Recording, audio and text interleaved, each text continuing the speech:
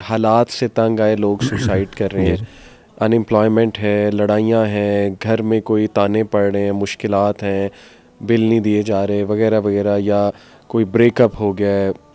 एक तरफ हमें hyper successful man apparently, Aamir Liaquat Allah माफ़ करे, कितना अफसोसनाक वाक़या है वो भी देखें।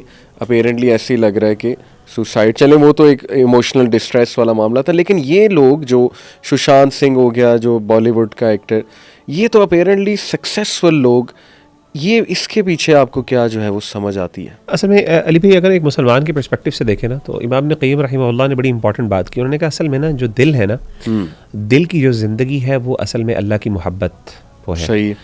अल्लाह की मोहब्बत जब तक हमें नहीं हासिल होगी तो इंसान का जो दिल है उसको वो ग़ज़ा नहीं मिलेगी, या इंसान की रूह को वो ग़ज़ा नहीं मिलेगी जिसके साथ वो सर्वाइव कर सकता है।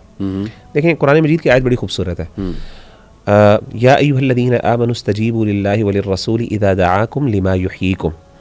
ईमान वालो, तुम रिस्पॉन्ड करो अल्लाह और उसके रसूल की कॉल को जब वो तुम्हें बुलाएं उस चीज़ की तरफ जो तुम्हें ज़िंदगी अता करती है।